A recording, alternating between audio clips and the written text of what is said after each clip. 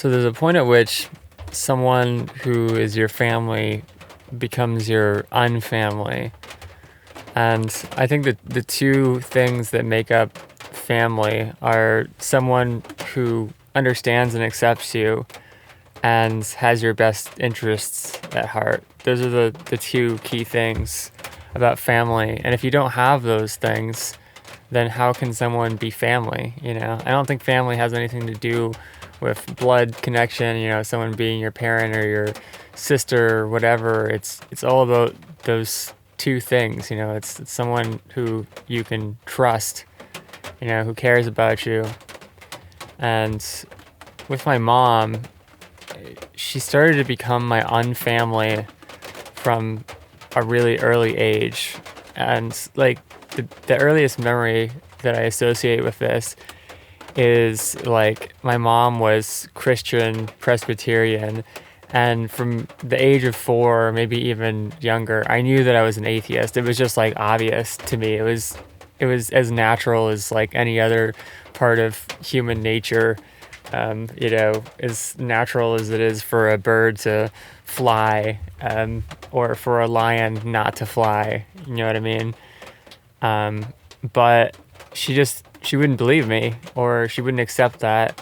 And so she just kept forcing me over and over, week after week, to go to church, which I hated. I hated every moment of it. I hated the praying and the like worshiping, and I didn't like the Bible. I didn't like story school or preschool or whatever. I forget what they call it. I didn't like the smell of the place. It smelled like death, like churches just have this kind of like old, musty, horrible smell. And the people they smell of like decay and old ideas and not having changed for decades. Anyways, so I would just beg her, literally beg her, like, please don't take me to church again. And she just like wouldn't give me a choice. She just kept taking me over and over again. And I don't know how old I was, maybe like 14. That was the point at which she stopped making me go to church, because she finally realized that it was hopeless, but she should have realized that a long time ago. But anyways, that just became a microcosm of her becoming unfamily to me, because she clearly didn't understand me, and I didn't understand her in the sense of like, I don't know why anyone would want to be religious. It's like Santa Claus, I don't see it as any more realistic than thinking that this fat man in a red suit is coming down the chimney to deliver presents. If anything, this Santa Claus sounds more realistic to me. But anyways, one time when I had to go into school, I think it was probably kindergarten, I'm not sure, but my mom had to take me to the doctor's office to get like a bunch of shots or whatever. And anyways, we roll up to the doctor's office in the minivan. It was a Windstar, I think. And my mom opens the sliding cargo door, and I was just like distraught. I did not like shots, and I didn't want to have a shot. And so I literally was like holding on to there's like this hand bar on the passenger side, or not, on the driver's side. And I was like holding on to that, and she was trying to drag me out of the van by my ankles.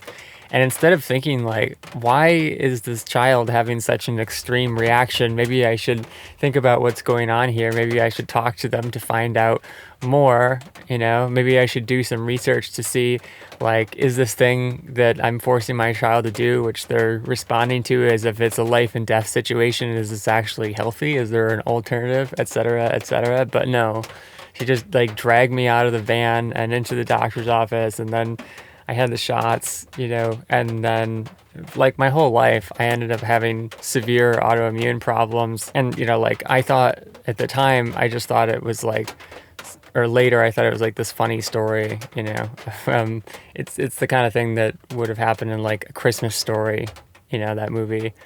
But then years later, I got a tattoo, and I realized that I wasn't afraid of like needles at all. It was like perfectly fine, so it was my body reacting to this thing that I knew was unhealthy for me, that was causing me autoimmune problems. And my mom never listened to me. And so she kind of started to become the enemy, like unfamily, someone who is not looking out for your best interests. And it's a weird situation because there's so much brainwashing that goes on nowadays that people think that they're doing the right thing for someone, for their family, and in fact they're doing the exact opposite of what they should do. They think they're protecting them, and actually they're turning them over to chronic disease, turning them over to the enemy. And then the same thing happened years later, when I had moved home. And I think this was like 2020, like right before COVID hit. And I hadn't had a flu shot in like 7 years, and I was living at home, and so my mom was like all worried about it, and she's like, you have to get a flu shot. And I'm like, no, I don't want a flu shot, I don't need it. But she just kept going at me, and then she finally said, like, if you don't get a flu shot, you have to move out. And I had nowhere to go because I wasn't making enough money as a freelancer, so she knew very well that I had no options unless I was gonna like live homeless on the street. So I was like, fine. I got the flu shot, and then a few months later, I had been having problems with joint pain in my fingers, and then it just spread to my entire body. I had to quit going to the gym. I had to stop lifting weights, and then I couldn't even do calisthenics. And then all I could do was run, and that was it. Because the inflammation was so bad all over my body, and it was again like this person who's supposed to be looking out for me, supposed to be caring for me and protecting me, was doing the exact opposite of what they were supposed to be doing. And then the flip side of the equation with like caring and understanding, it's like this weird thing that's going on nowadays where people are just self-destructive, and it's hard to know how to relate to, how to care about, how to understand a person who's committing suicide but doesn't even realize that they're doing it. Like my mom, she had her gallbladder removed by the medical system, among other unnecessary surgeries. So she can't like digest anything. It's like, it's just insane to think that instead of trying to understand the root problem, the medical system would just take out a body part. It's like, oh, what could you possibly need this for? It's just it's just an organ. So anyways, like she got onto this diet of eating rice, like white rice, which is basically nutritionless, and cooked chicken, factory farmed, fed corn and soy, and she cooks it in seed oils. And then her other favorite is like oatmeal, and then of course pasteurized dairy, which she's allergic to. And her health is just terrible. Her hair is white, her hair is falling out, her eyebrows are almost gone. Has this like bloated stomach from eating wheat pasta and wheat bread, and it's so obvious that it's terrible for her. I mean, you look at her prepare the stuff, and it's just like this sticky, gluey goop, that is not fit for human consumption. But this is the other thing. It's like people see everyone around them doing something, and they assume that it's good because everyone else is doing it, right? And she makes this argument all the time. It's like, if I tell her that something is unhealthy, she's like, well, everyone else does it, it can't be wrong, Or she thinks that I'm like the weird one, for eating an animal-based diet. And like recently, for the past 7 months, I've been doing raw primal, which is like raw animal-based. And of course, that was like a huge thing as well. She was like all against that, even though all the positive health signs, the conditions that I've proved, getting rid of my allergies and asthma and having more energy and working on this book project and making a ton of progress on my van. I got my second fan installed yesterday, having no gut problems. But then she complains about the smell, of fermented meat. She's like, every time I even have the bowl in the kitchen, she's like, oh, PU, you have to get that out of here. Like, open a window, it smells like garbage. Can you imagine like saying that to someone, like this diet that they're eating that is obviously undeniably working for them, and then like all you have to say is just like, what are you, 5 years old? You can't tolerate something that smells slightly different to what you're used to. And then the irony of it is that she's like dying, from this diet that she's eating. And I go into the bathroom and it literally smells like death. It's horrible. Like her gut is just destroyed. You know, she's eating almost no fresh raw food other than maybe like strawberries and occasional banana, and then she gets plantains and she cooks them on the stove with seed oil. And like, I know what death smells like because her father, my grandfather, lived with us. I think it was the year that I took off from college, and he went through chemotherapy, which is a whole other topic, another toxic, ridiculous medical treatment that's completely unnecessary. And he just like he had this just horrible, putrid death smell about him, and my mom is starting to smell the same way. It's like I can smell it on a person now, and like once you've been around a person who's dying, you can pick it up. You just know what it smells like, and it's literally like the smell of decay, like not a good decay in terms of like fermentation, and something that's like alive and has only been fermenting for a couple weeks or something. Like sauerkraut. Like sauerkraut smells. It's like funky smelling, but it's like a good funky. You know what I mean?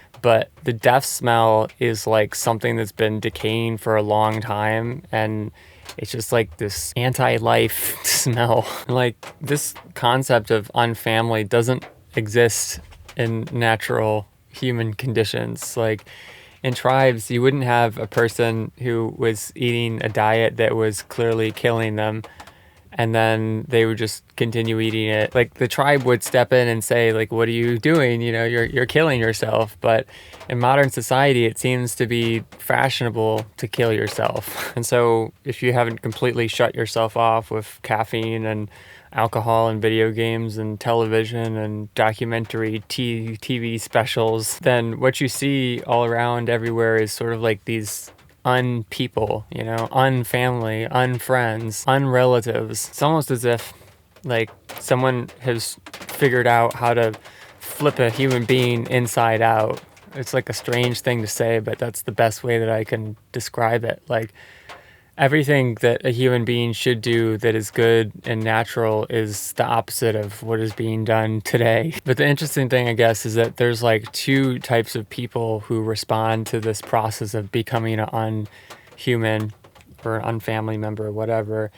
And the first type of person is my mom's type of person, who it's like she takes all this negativity and stress from the system, and it's suppressed, but then the way she deals with it is by like being controlling and angry. And like every morning I wake up and she's already raging at something, whether she's raging about the news or me or like I don't know, the state of the basement or something. So she takes her anger and she just blames other people.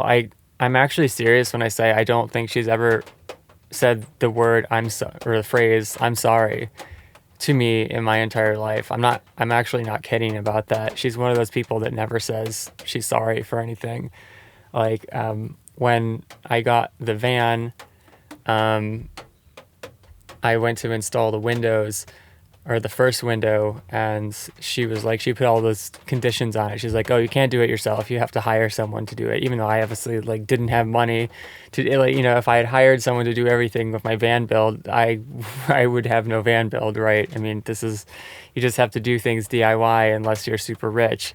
And anyways, I just wanted to do it because that was the whole point, to learn woodworking and all these other things. But she left on like vacation, and then I just installed the window myself and it went fine. And then she got home and she looked at it, and instead of saying, oh, I'm sorry, I misjudged your skill and your ability to be patient and learn something, and it looks like you did a great job, she's just like, how'd you do that? I was like, I just did it myself. I did my research, I learned how to do it, and that was that. And she never said sorry. So anyways, that's the first type of unperson. And then the second type is like my dad. And honestly, as far as unpeople go, I think that I prefer the second type, because the second type of person takes their anger, about the system and repression and toxicity and whatever, and then they turn it in on themselves. And obviously this isn't ideal either.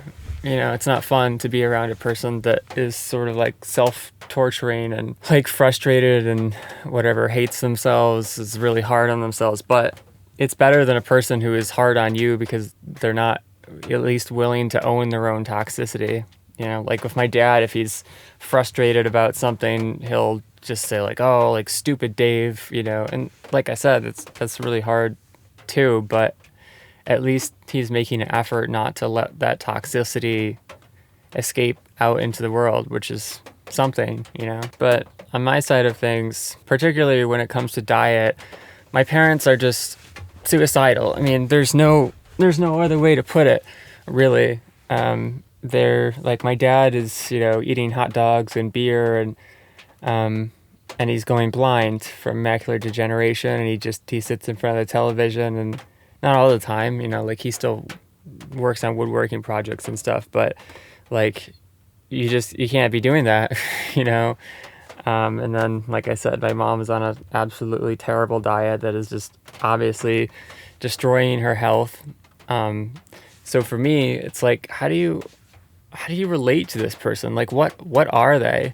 Like, you can't help a person who is intent on self-destruction and in complete denial that they're even destroying themselves, even when, you know, they're just completely obvious signs about it. You know, it's like, you think about, how do you love this person, and it's like pouring water into a cylinder that's open at both ends. The water just pours straight through, you know. If you try to give them money or time or, you know, love or whatever, it goes straight through because they're just intent on killing themselves. Back to the two examples, like here's a practical one, you know.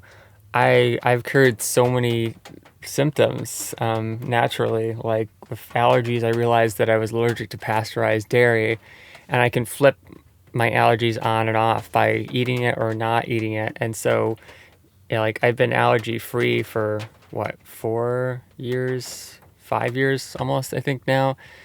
And yet, like, when I figured this out, I tried to share this insight with my mom, and she's just like, complete denial, you know. Like, first of all, she started off by saying, "Oh, well, that's not possible, you know, it's something else." Even though I showed her, like, when I introduced pasteurized dairy, again, I start sneezing and I start getting stuffed up, and she can see it happening with her own eyes. It's undeniable, but yet she denies it. So that's the type A unperson, the way that they deal with things.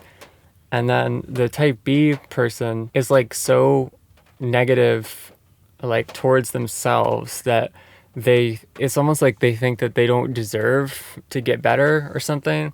Like with my dad, I gave him, you know, because I know that he's struggling financially, which is one of the reasons why he doesn't have money for the quality food that he should be eating, why he's eating hot dogs and Spam and stuff like that.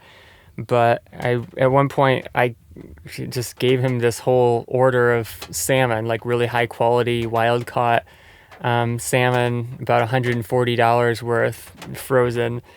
And I gave it to him. And what does he do? He just starts giving it away to people who don't even need it. You know, he has friends who are significantly better off than him financially. You know, friends who can afford to travel to Florida, you know, and stay in a super expensive condo for 2 months out of the year. And, you know, he needs this food desperately. And what does he do? He gives it away to people who don't need it. So this is what I'm talking about. This is like unfamily. This is unhuman. I don't know how people can be like this. I certainly don't understand it. And I'll give you a couple more examples. My brother is a good example of the type A unhuman. We went to visit him in Missouri last year, and he and my sister-in-law are both like very uptight. They have a ton of trauma from their childhoods that has never been resolved. You know, they just like pack it down and then take it out on other people, you know. So like this one night, we spent the day with my sister-in-law's mother, and then we got back late to her house, dropping her off, and she was supposed to go to the neighbor's house to feed the cats. And my mom just suggested that we wait for her just as like a nice gesture. And if she said no, that's fine. But then, my brother and sister-in-law just went absolutely berserk, and they started arguing in the car. And then my brother was like speeding and going down the hill. He's just like bumping the car, and I thought he was gonna like kill us. And and then when we were back in the house, he's like jabbing his finger at me and just yelling, and it was so ridiculous. But it's like, this is what happens when you squash down trauma and you don't deal with it. So there's another type A unhuman. And then for a type B unhuman, my aunt is a really good example. She's just like the nicest person in the world. But she just allows herself to be taken advantage of because she has such low self-esteem. And like, my cousin is constantly like squeezing her for money. She'll pretend to have these like health emergencies, like some surgery, and then my aunt will give her money, and then my cousin will just like magically not need the surgery, but then she won't pay the money back. And then, oh, what a surprise, like a few weeks later she's going to like a trip to Disneyland, all expenses paid. And again, it's like, how do you even understand behavior like that? Unfamily, unfriends, unhuman. But of course, there's always the third option. You could call it type C, or maybe type H, like the human option. And that's where you take the toxicity, the trauma, the stress, whatever you've been through, and then you find ways to make something better out of it. It's like, I could make these videos all day long just complaining about the state of the world and, my parents and how stubborn they are and how hopeless it is to help them and how stressed it makes me. But I'm still doing something about it. I've gotten as far as I can into my van build, and it's not happening as fast as I want it to happen, but I'm doing something about it. I'm type H. That's what it means to be human, is to do something about your problems. And it's not going to solve everything. I mean, it's frustrating having to be stuck here in this place in New York where I don't really want to be. I don't like the weather. It rains all the time. It's cold a lot of the time. I'd rather be in like California or Colorado or something. But it is a little bit better. At least, I'm not stuck in a room inside my mom's house. I at least have a bit of separation where I can be more creative and not stressed out all the time, and I can do something positive with my toxicity, with my trauma. And that's all you can do. There's no perfect solution. The cat's out of the bag. Pandora has opened the box, with AI and vaccines and factory farmed food and Cheetos and Pepsi. But you can carve out a little slice of sanity for yourself. You can save yourself, because really, at the end of the day, for a lot of people, they are the only family that they're going to have in a real deep sense.